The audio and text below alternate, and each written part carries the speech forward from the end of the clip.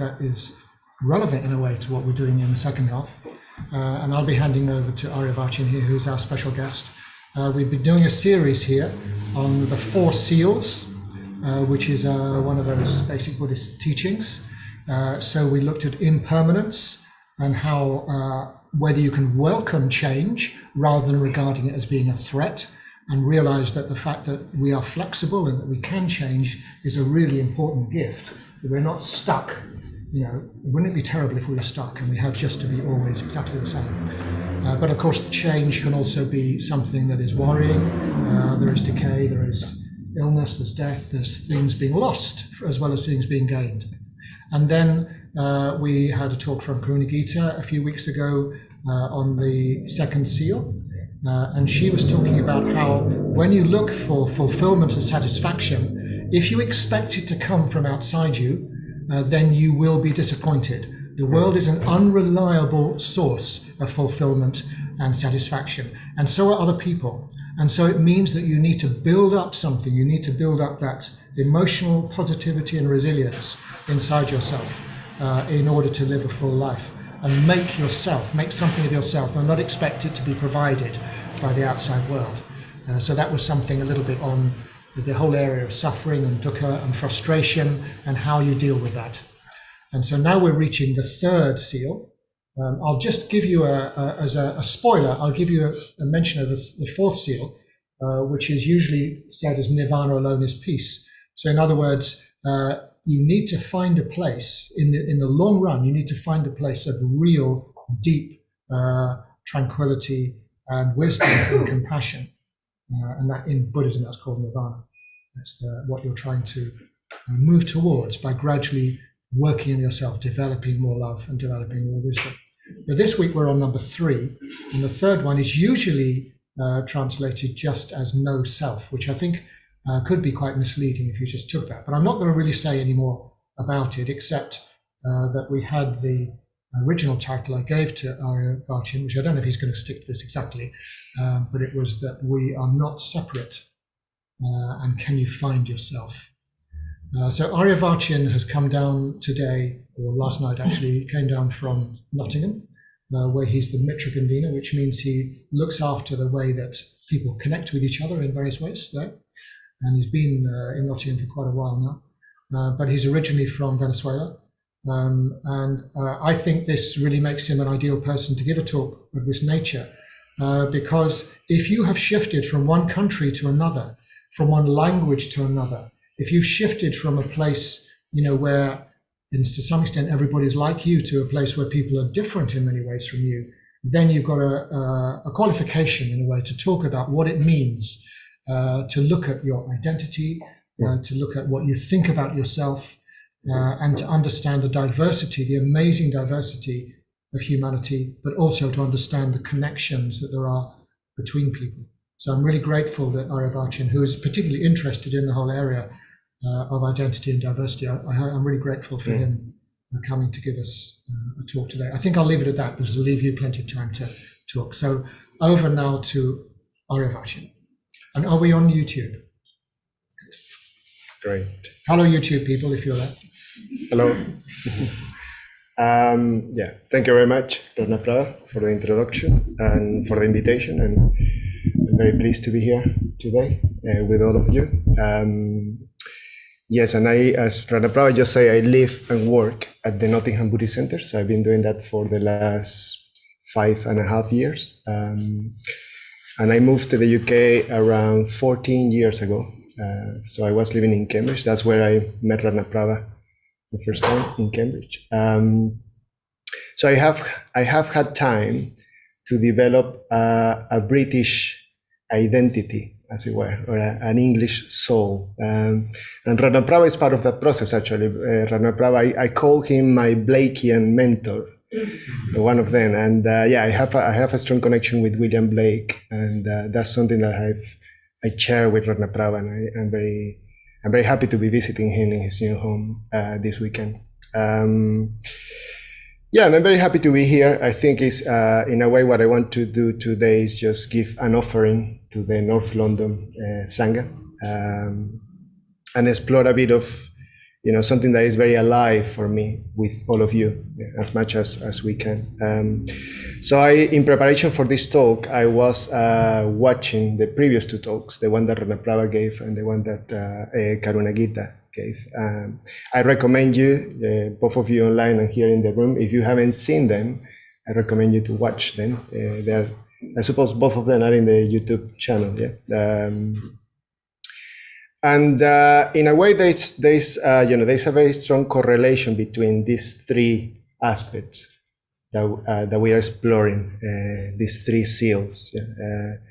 The fourth one is, well, you'll see it, but it's a bit more ineffable as it were. Yeah? But we can relate more directly to any of these three. And in a way, when you manage to realize in your experience one of these three seals, you can see the other two. You can see the connection with the other two.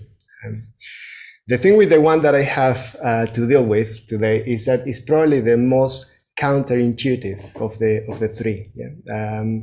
Because as I was thinking that Ranaprabha and Karuna Gita managed to fit the weather in their talks. So I have a challenge to try to mention the weather in my talk today. But yeah, for example, when you're talking about impermanence, you can talk about change. And even if we tend to take for granted change, it's possible to notice it if we stop and look at what's happening in our experience or in our surroundings. Yeah? The whole thing of dukkha or suffering, unsatisfactoriness, is something that also is very close to our experience on a daily basis, as it were. Yeah? But this area of no self, as Ranaprabha say, is probably more difficult to grasp, yeah?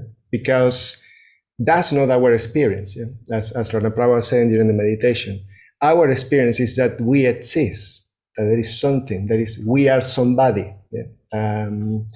So it takes a bit more of work to get hold of what the Buddha is trying to say with this. Yeah? So probably a better word to use rather than no self is more, rather than thinking of something that is static, because that's a problem. Yeah, we tend to fix things.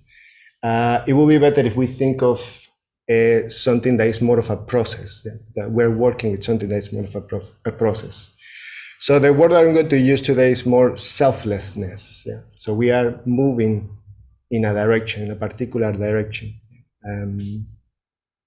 But it's important that we acknowledge that being somebody, having a sense of oneself, of identity, can be very healthy. Yeah? It's necessary for our spiritual journeys. Yeah? So if you were in the meditation that Ranaprabha led earlier on, there was a very beautiful introduction to the first stage of the Metta Bhavana, and the importance of looking after ourselves. In a way, we need to be, borrowing again from Ranaprabha, resilient. We need to be resourced in order to undertake this journey. The Metta Bhavana is probably the best meditation that we can use when we are looking at this quality of selflessness.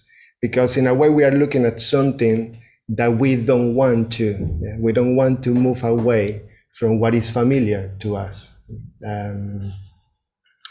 So I'm going to explore this in relation to my own experience. As has been said, I'm from Venezuela.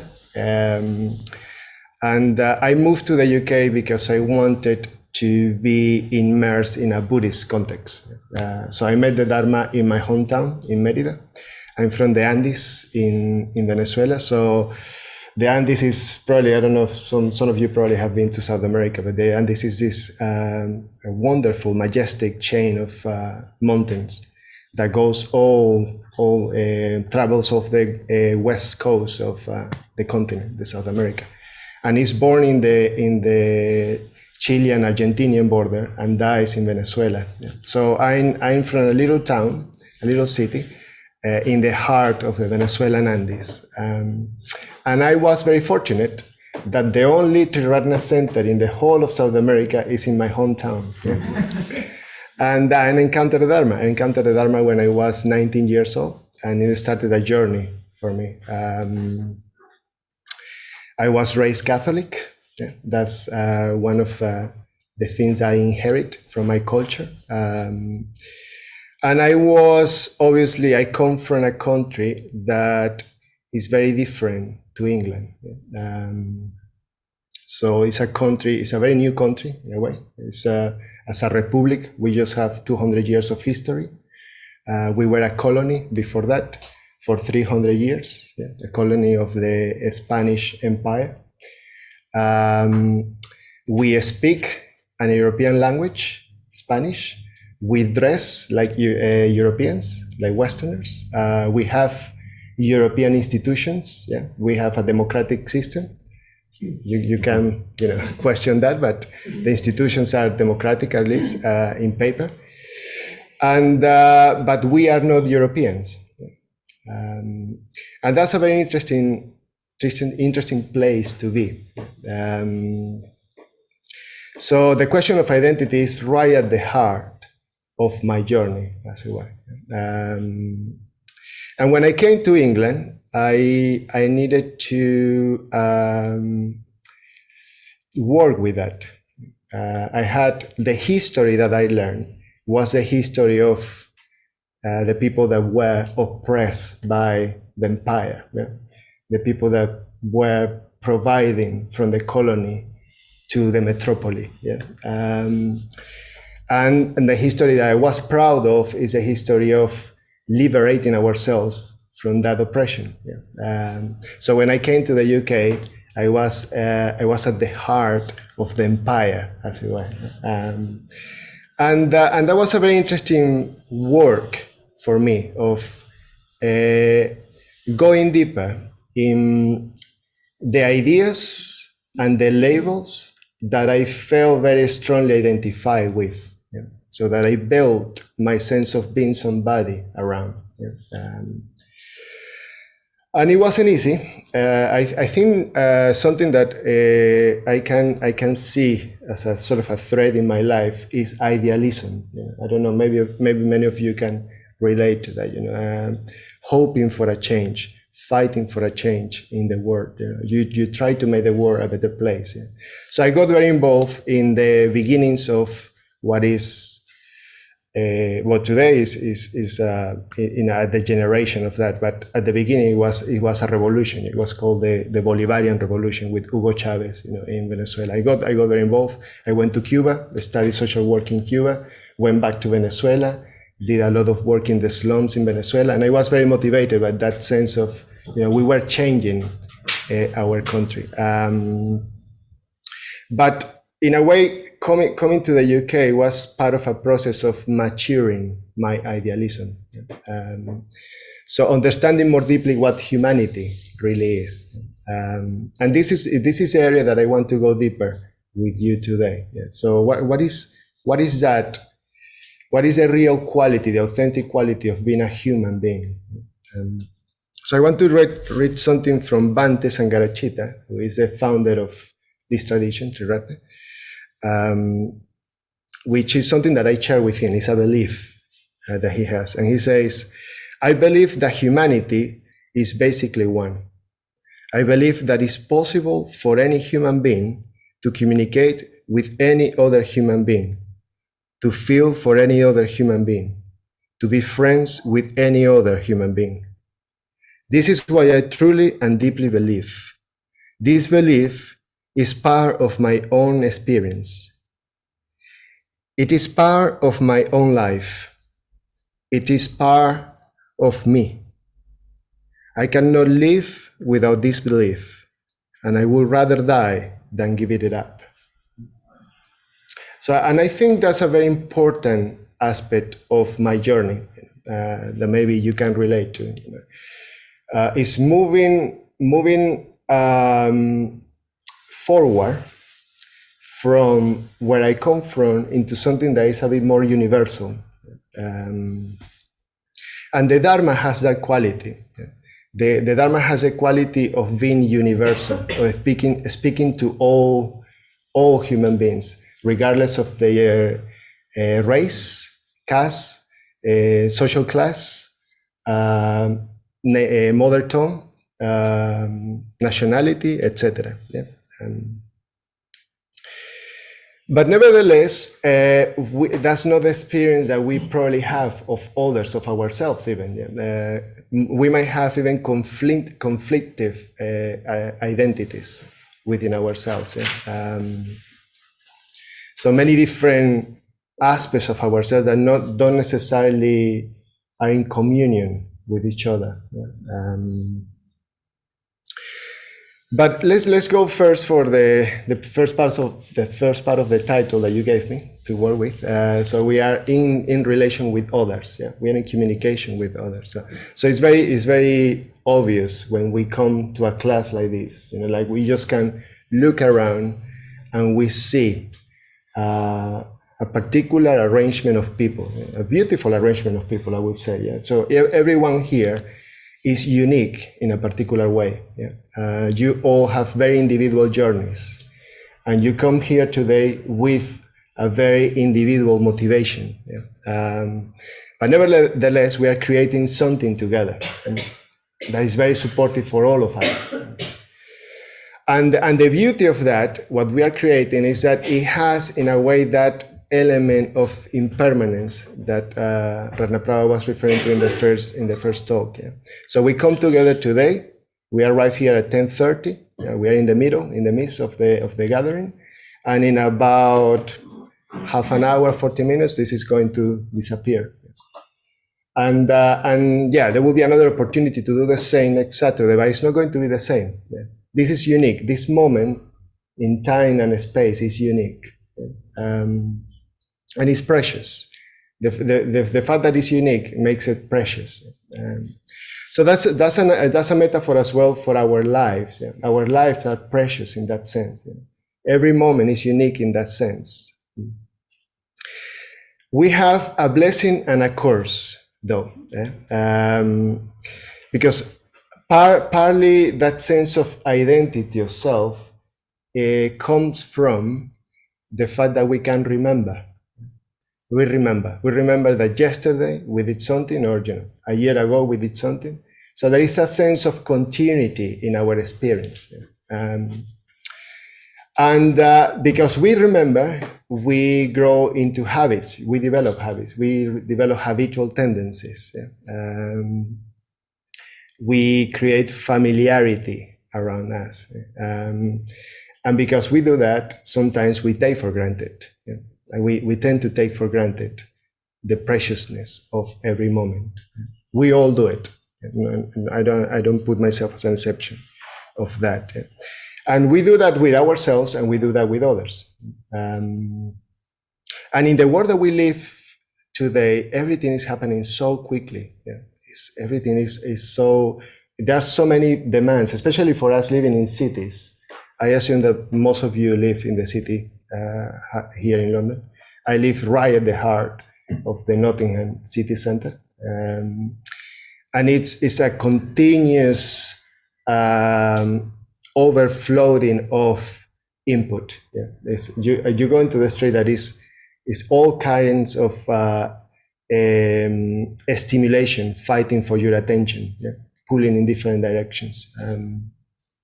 So it's very difficult to get that sense of that tree, that beautiful tree that Ratnaprabha was describing at the beginning, yeah? Sort of that sense of being recollected together, yeah? With all the different voices that form our experience. Yeah? So it's probably a very common experience that we are pulled in different directions, probably at the same time, in opposite different directions. Yeah? We want to meditate, and we want to concentrate our minds, and also we want to binge watch the latest series in TV. Yeah, we want to go to bed and rest, and have a restful, restorative night. But we also want to do something else. I'll go out, or again, entertainment or something else. So those pools are part of our experience, and I would say that's very common. something that probably all human beings experience. How we then can relate to other people's experiences. If it's so difficult sometimes to understand our own experience, our own impulses, how can we understand others? So that meditation that Ranaprabha did at the beginning, the Metavavana, is a very good way of training ourselves in doing that. But our teacher, Sangharachita, he says that we need some conditions in order to help the arising of that quality of metta, that sort of unconditional love or loving kindness. So in a world like the one that we experience, where we are so bombarded by different impulses, what happens usually is that rather than clarity and understanding, what we get most of is confusion. It's a lot of confusion. It's a lot of misinformation. And those are the bases of ignorance. So I'm going to again mention this book that Ranaprabha showed at the beginning of this series. What makes you not a Buddhist? Songsar Jamjang Khyentse. And in that little book, he talks about ignorance, three basic kinds of ignorance. He talks about ignorance in simply not knowing the facts. We don't have the facts. We don't receive the information yet. Or having the wrong facts, or having incomplete knowledge. So in a world where we live constantly, with news feed, constantly receiving messages of what's happening in the world. This is a very common experience. We either don't receive facts, we get the wrong facts, or the knowledge that we receive is incomplete. But that triggers something in our experience. That triggers usually an emotional response. So Sangharachita says that there is a bit of a change that we need in order for us to be able to communicate with other human beings. First of all, we need knowledge or information, proper knowledge, proper information. We need to really have the objective message of what's happening with the other person. And then from that knowledge, if it's something that we can read, that we can comprehend, understanding arises. And from that understanding emerges sympathy or empathy. So we can empathize with the other experience. And from that empathy emerges love. So we are able, if we can empathize with somebody, we can love them. That's a fundamental basic condition. And the love that we're talking about is this love that is regarding them as precious as well. Acknowledging the preciousness of their lives, as we are doing today here, just by participating of this atmosphere. So this aspect of understanding doesn't need to be very, very detailed. So we can take people's experience face value. We can trust that somebody else, even if we don't have a full understanding of their experience, we can trust that they are having a human experience. And that experience is valid, even if it's very different to our experience. Okay, I should move on now. So if we have that, we can avoid misunderstanding and misinterpretation. We can avoid overestimation and underestimation. So we have a better grasp of what's going on. So we're working here with expectations now. So we can have a better way of working with our expectations. And the thing with expectations is that expectations are always or usually built on our very subjective reading of what's happening and what can be the outcome of the situation. So these readings that we do of our experience and other people's experiences are usually based on opinions or views. So identity is probably that. Identity is probably a collection of opinions and views that we have. Sometimes a collection can be very sort of structured and organized, like in an ideology.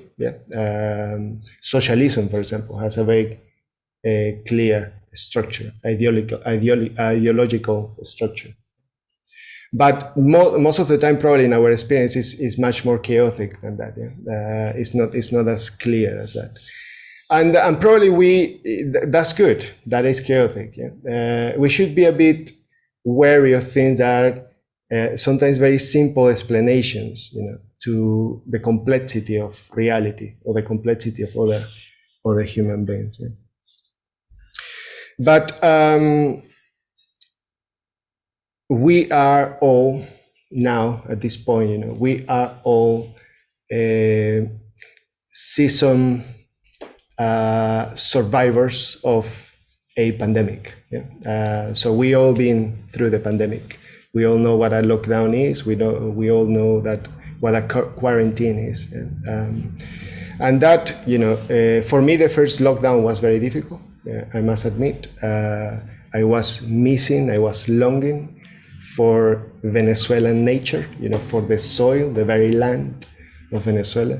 I was missing my mother very, very badly. And I think partly that was because there was a very real threat in my mind, that she could die in those, and there was a very clear sense that there are unfinished businesses. Or business with my mother. But there is a very good teaching of the Buddha that I would like to encourage you to reflect upon and maybe bring to the discussion groups later on after this talk. So the Buddha says something about 5 facts. We're talking about facts. 5 facts that we ought to be often contemplating or reflecting upon. He says that this applies to everyone, like the pandemic has applied to everyone. It doesn't matter. Again, the pandemic is universal, as almost like the Dharma. Doesn't respect caste, class, social class, nationality, cultural conditioning, etc. So he says there are 5 facts which ought to be often contemplated upon by everyone, whether man or woman, householder or one gone forth as a monk. What 5? I am sure to become old. I cannot avoid aging. I am sure to become ill. I cannot avoid illness. I am sure to die. I cannot avoid death. I must be separated and parted from all that is dear and beloved to me. And the last one, I am the owner of my actions, heir of my actions. Actions are the womb from which I have sprung. Actions are my relations. Actions are my protection. Whatever actions I do, good or bad, of this I shall become the heir. So it's interesting, isn't it? The Buddha is talking about things that we cannot avoid. We cannot escape from old age, illness, and death. If you are familiar with the story of Siddhartha, the legendary account of the life of the Buddha, we usually in Buddhism we talk of the 4 sides. And the first 3 sides are those of old age, illness, and death. This fact is very, very difficult sometimes to accept, that we are going to be separated of what we love. But probably you all have an experience of that to some degree in your lives. But the one that I want to concentrate today is the one about actions, how we build, in a way, our future, with the way we behave. So we were talking about tendencies, habitual tendencies, how we build habitual tendencies. We tend to go to what is familiar. There is an expression in English, the homing instinct. So we have, in Spanish, I really like the word in Spanish. I don't know if anybody here can speak Spanish, but in Spanish it's querencia. And querencia implies that the place where the heart goes to, effortlessly.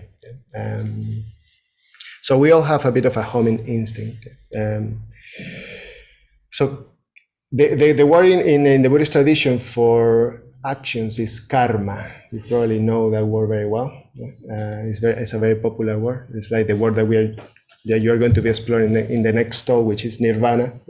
So one of those words that has been already absorbed in our language. And karma has a bit of that connotation of cause and effect, which is not untrue, but it's a bit more subtle. The way that we speak of karma in the Buddhist tradition is a bit more subtle than that. So it's definitely not the instant karma that you find sometimes in social media, or it's sort of a popular culture. So karma is a bit more complex than that. And karma also is something that I wanted to bring today. I'm not going to detail it, but maybe as well for your discussion groups, is conditionality, the idea of conditionality. So we are conditioned beings. We are the result of a network, a matrix of different conditions.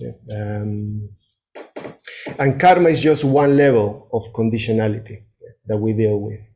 It's a level that we have the most power of influence over.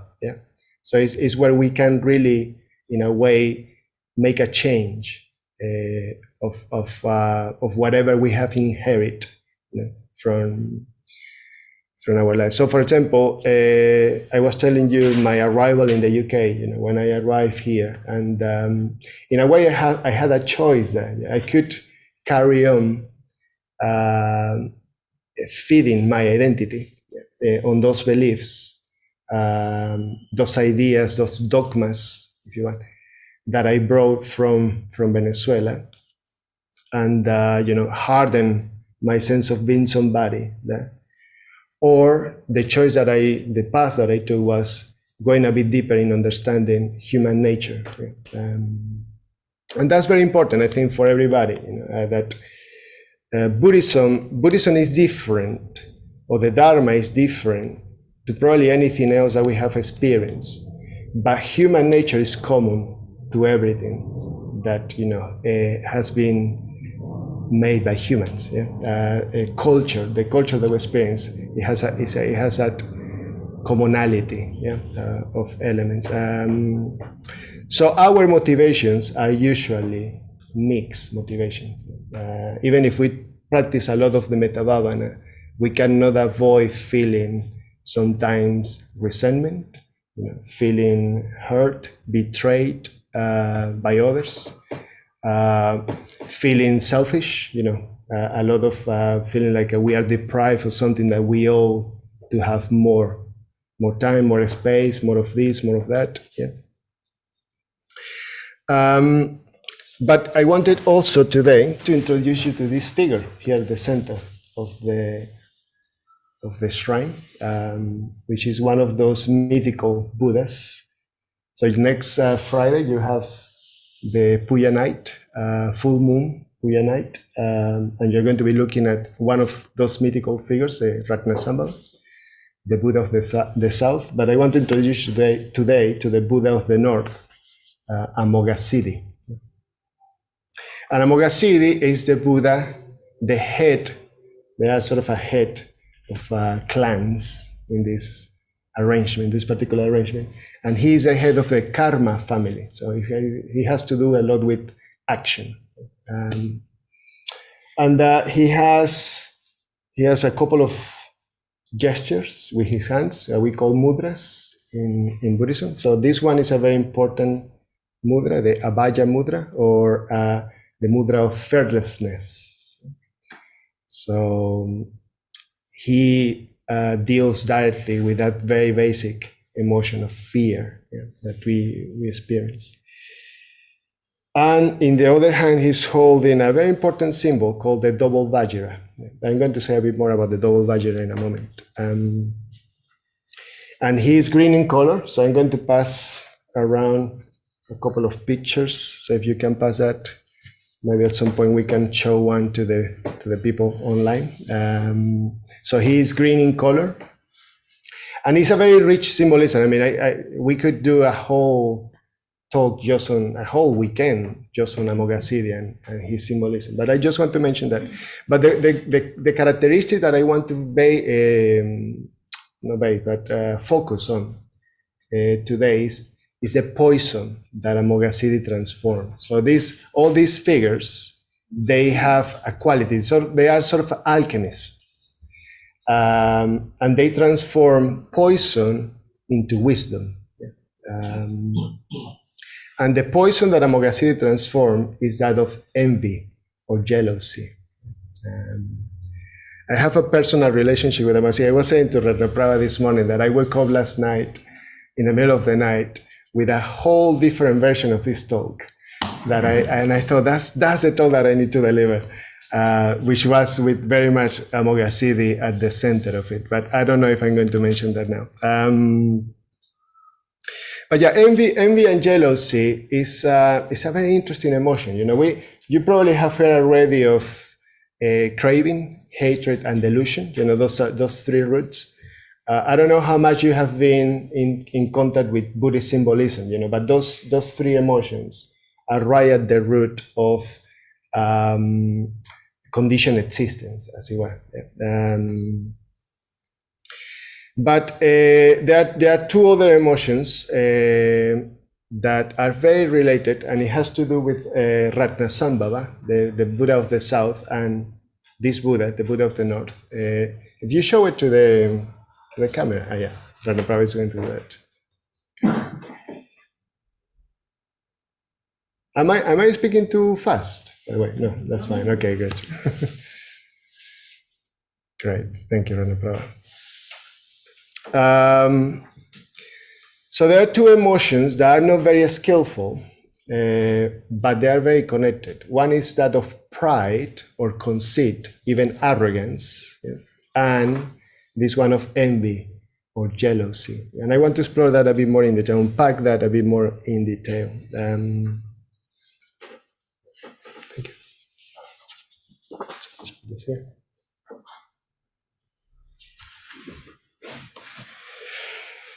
So envy and jealousy. The first thing to say about envy or jealousy is that they are emotions that are very difficult to admit that we experience. They are very, somebody was saying recently, they are very uncool emotions to talk about. Yeah? So sometimes it's very easy to talk about craving or hatred. Yeah? Even some people are very proud of their hatred. Yeah? Some people can get very, sort of maybe talking again about identity, build a bit of a sense of identity about, you know, being hateful or being feared by others. Yeah? But yeah, envy, there is no kudos in envy and jealousy. Yeah? Probably something that we feel ashamed of acknowledging.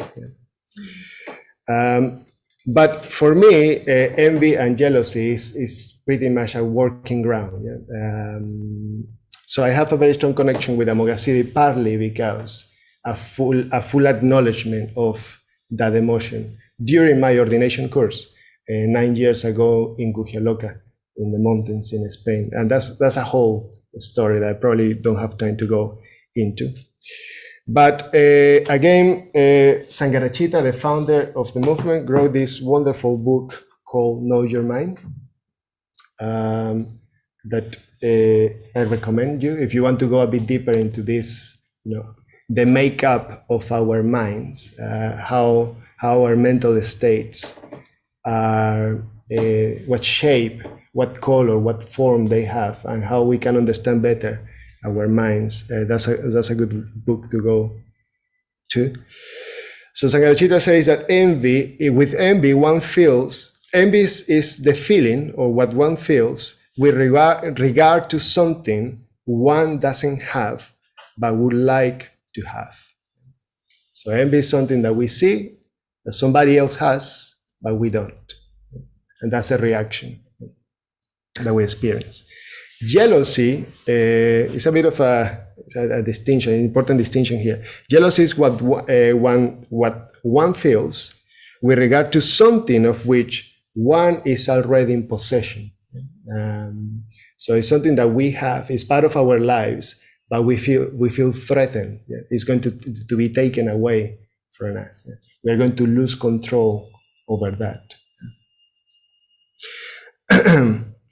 And these two emotions, envy and jealousy, are born from a sense of poverty in oneself. One feels unfulfilled. One craves whatever one believes will enrich our lives. And the thing with this is that we see somebody who has that thing, or at least seems to have that thing that is missing in our lives, and we crave that. So it's interesting with envy, because envy in a way is a combination of hatred and craving. Yeah? There is a very strong sense of wanting something that we don't, and at the same time hating. Yeah? There is hatred involved, resentment, because somebody else has it and we don't. Yeah? And the fact that it's a combination of those two makes it a very sterile emotion. So maybe with craving and hatred, something that happens to me is that with craving and hatred, I can experience that very clearly. When I'm craving something, I know that I'm craving something. When I'm hating something or somebody, I know that that's my experience. But when I'm envious or jealous, that's not very clear to me. Not at the moment, at least, in the moment that I'm experiencing it. And I was wondering, why is that? Why is that I cannot quite see the emotion, the raw emotion? Well, apparently because there's a combination of craving and hatred. It's a very sterile emotion. It's a very sterile ground. Nothing grows from it. It's rather than energizing you in the way that craving and hatred might feel. It's sort of the energy just disappears. It's sort of a vacuum, sucks the energy out of your being. I think there is a very there are figures, traditional representations of envy. That is a green sort of a monster or creature. That is wither. It's sort of dying.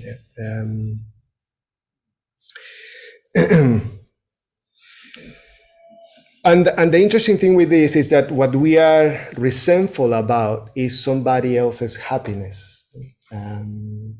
It's the fact that they are enjoying something that we cannot enjoy. And that might be something difficult to admit to, as I say, but it's very important. If we manage to recognize that in ourselves, it can be very liberating. It can be. So the fact that I brought this figure here is because this figure can help us to work with that. So the second part of the title was Finding Yourself.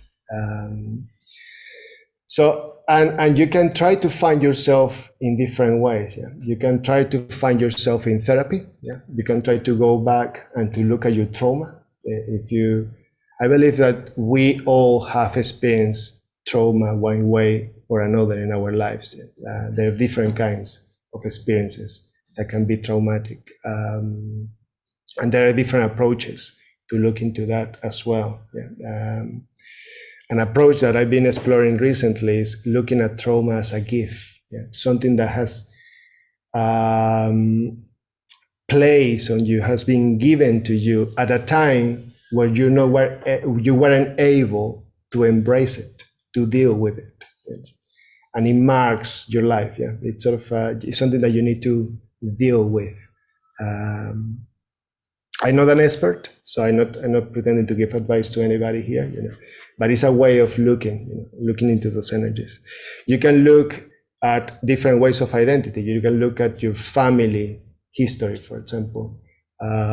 You can look at your genetical makeup as well. I did a DNA test recently, just to look at. If I never met my father, my biological father, and I was curious of what I have inherited, and seeing, that. Well, it tells you a bit, sort of an estimate of how much of African blood you have, how much of Native American blood you have, European blood you have, Middle Eastern blood you have. Yeah. I'm talking about myself here. You can try to clarify, that sense of yourself being somebody by following your passions, your inspirations,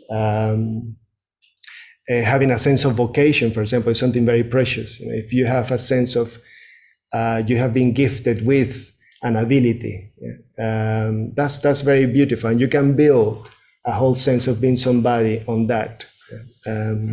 So not all the versions of being somebody are negative. There are some that are very positive, and in a way, that's what we need in order to be able to grow and to develop. We need to have a healthy sense of being somebody, and also holding that sense of being somebody lightly. That's very important. So we are not overly attached to it. How am I doing with time? I'm about to finish. Yes. So I probably need to finish now then. Oh yeah, well, just to say, when we move into this process of selflessness, we can move in the process of selflessness in relation to others around us, and we can move into that process as well in relation to figures like this that will help us, will support us, like Amoghasiddhi does, and it will help us to transform those poisons, those unskillful tendencies, into wisdom, into something that we can grow. It can be a sort of fertile ground for our growth, and will help others to grow as well. I'll finish that.